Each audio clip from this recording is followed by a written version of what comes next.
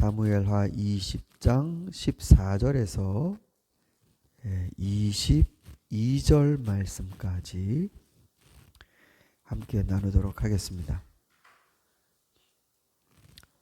세바가 모든 이스라엘 지파 가운데로 두루 다니다가 아벨 지역과 벳마가 지역과 베림의 온 지역까지 이르렀다. 그곳 사람들이 모두 모여서 그의 뒤를 따랐다.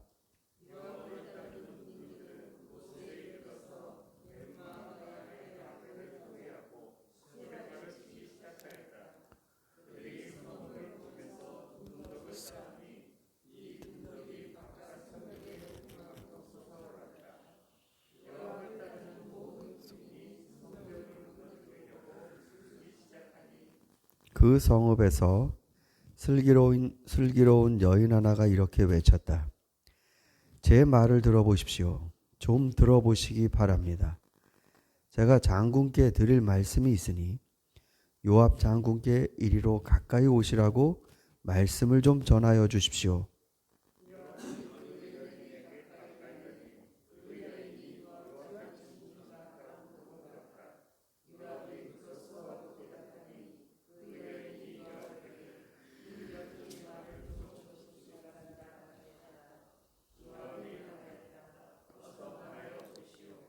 이 여인이 말하였다.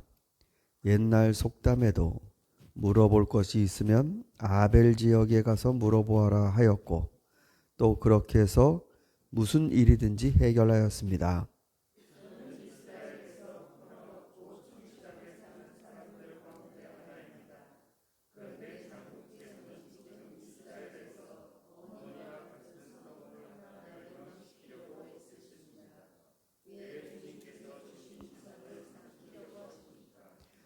요압이 대답하였다.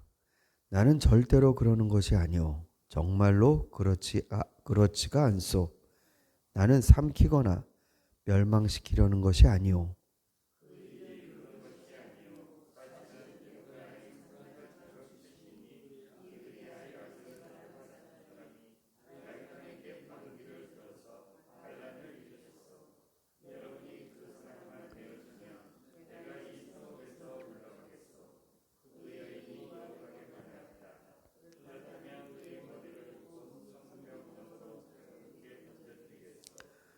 그런 다음에 그 여인이 온 주민에게로 돌아가서 슬기로운 말로 설득하니 그들이 비에글의 아들 세바의 머리를 잘라서 요압에게 던져주었다. 요압이 나팔을 부니 모든 군인이 그 성읍을 떠나 저마다 자기 집으로 흩어져 돌아갔다. 요압은 왕이 있는 예루살렘으로 돌아왔다. 아멘. 네, 우리 베리알 성경에서는 불량배로 번역한 세바가 온 이스라엘을 돌아다니면서 우리가 다윗의 집안에서 얻을 게 없다. 10지파 각자 우리들의 이익을 챙겨야 한다. 이런 말로 다윗 왕에 대한 모반을 꾸몄습니다. 근데 놀랍게도 이 말은 먹혀 들어갔습니다. 사람들이 자기가 받아야 될 이익이 무엇인가 계산하기 시작하면 그 찰흙 같은 사람들도 다 모래알갱이처럼 되어가는 것 같습니다. 뿔뿔이 흩어지고 갈라지고 그래서 다윗이 하나님으로부터 물려받은 명령 그 이스라엘은 4분 5열 위기에 있었습니다. 이것을 진압하기 위해 다윗은 요압에게 임무를 맡겼고 요압은 이제 마지막으로 도망간 그러니까 이게 한참 이스라엘 북쪽 지역입니다. 저 단지파 있는 거기로 도망을 갔는데 거기에 여기 보면 벳마가의 아벨이라는 성을 포위하고 공성전을 펼쳤습니다. 이 공성전, 즉 성을 공격한다는 건데요. 이게 세바만 잡으려는 게 아니라 성문을 굳건히 닫고 있으니까 병사들이 성벽을 넘어가야 합니다. 근데 사다리를 대고 넘어가는 방법, 그것도 위험하니까 둔덕을 쐈습니다. 굉장히 무서운 작전입니다. 예전에 알렉산더나 혹은 로마 제국이 이런 식으로 공성전을 펼쳐갖고 성 안에 있는 사람들에게 엄청난 두려움을 줬죠. 안에서는 아무것도 할 게 없는데 바깥에서 점점 둔덕이 높이 올라가면 이젠 거기서 이렇게 넘어오기만 하면 되는 겁니다. 이 세바 한 사람으로 인해 이 아벨 성은 이제 쑥대밭으로 되는 공포에 휩쓸린 겁니다. 그때 슬기로운 여인 하나가 나타났다라고 했습니다. 근데 성경 기자는 그 여인 이름이 무엇인지 기록은 하지 않습니다. 근데 그 여인이 요압을 설득했습니다. 여러분, 요압은요,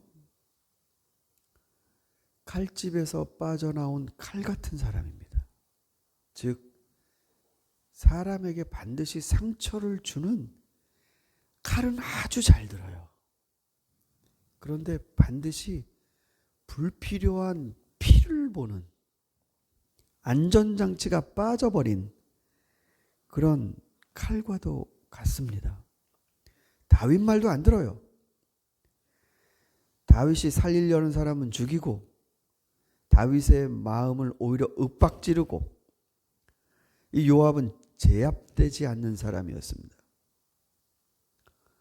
그런데 이 여인이 요압을 설득합니다. 요압에게 저희는 여기에서 평화롭게 살고 있는 사람들인데, 그리고 왕의 명령에 따라 충실하게 사는 사람들인데 왜 여기를 모두 멸망시키려고 하십니까? 여러분, 사실은 이게 신명기 20장에 나온 하나님 말씀입니다. 너희는 그 땅에 들어가서 성을 상대로 전쟁하게 될 때 이렇게 해야 된다라고 하나님 명령하신 내용이 있습니다. 당신들이 어떤 성읍에 가까이 가서 공격할 때는 먼저 그 성읍에 평화를 청하십시오. 만일 그 성읍 백성이 평화 제의를 받아들이고 당신들에게 성문을 열거든 그 성 안에 있는 백성들을 당신들의 노비로 삼고 당신들을 섬기게 하십시오. 그들이 당신들에게 평화 제의를 거부하고 싸우러 나오거든 당신들은 그 성읍을 포위하고 공격하십시오. 이게 이미 모세가 이스라엘 백성에게 가나안 땅 들어가서 성읍을 차지할 때 이런 방식으로 전쟁을 수행하라고 명령한 것입니다. 그런데 요압은 이런 게 제어가 안 되는 사람입니다. 자기의 이 불같은 성정과 그리고 승리에 대한 이 강한 집착. 근데 그것을 이 여인이 말해줍니다. 왜 한 사람을 잡으려고 하는데 성 전체를 삼키려 하십니까? 우린 평화를 원합니다. 당신이 그렇게 하시는 건 하나님이 원치 않는 일이십니다. 그러자 요압은 갑자기 마음에 어떤 두려움이 들었던 것 같습니다. 아니요. 내가 그러려는 것이 아니요. 여러분, 제 생각에 이게 바로 하나님 말씀의 권세가 아닌가라는 생각이 듭니다. 다윗 왕 말도 안 들었던 사람이, 그 여인이 왜 당신은 하나님은 성을 차지할 때 먼저 평화를 묻고 싸울 의지가 없는 사람들을 강제로 하지 말라는 하나님 말씀을 듣지 않으십니까? 라는 말에 이 사람은 그만 정신을 차린 것처럼 절대로 그런 것이 아니오. 정말 그렇지가 않소. 나는 삼키거나 멸망시키려는 것이 아니오. 그런 것이 아니오. 4번 말합니다. 4번. 그러니까 뭐가 갑자기 확 찔린 겁니다. 자기를 굉장히 변명하는 것으로 급급한 모습을 보여줍니다. 사랑하는 성도 여러분, 잘 들지 않는 칼, 거친 사람, 그러나 이 지혜로운 여인이 뭘로 막았는지를 생각해 보십시오. 이 여인 한 사람으로 인해 이 성은 살았습니다. 한 사람으로 인해 성이 망할 위기에 있었지만 하나님 말씀을 기억하고 담대하게 말할 수 있는 이 여인 때문에 그 성은 살았습니다.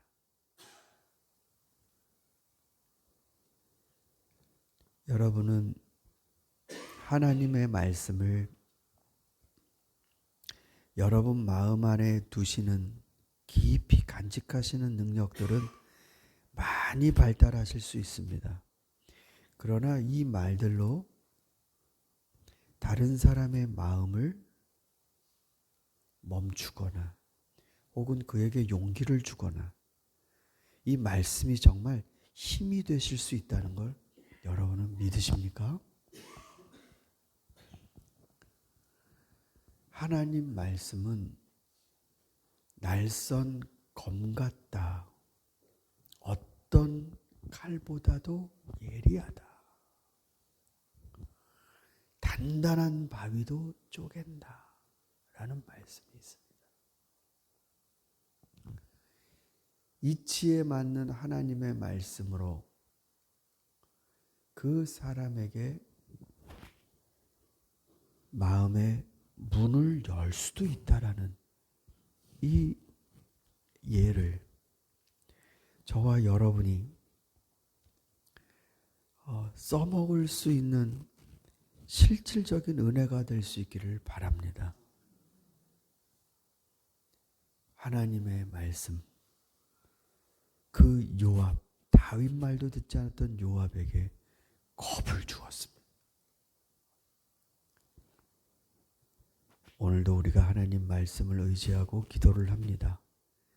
여러분과 제 삶 가운데 나를 위한 말씀일 뿐만 아니라 세상에 거친 사람들 혹은 힘이 필요한 사람들에게 용기와 두려움을 줄 수 있는 하나님의 말씀을 의지하는 성도들이 되시기를 바랍니다. 우리 함께 기도드리겠습니다.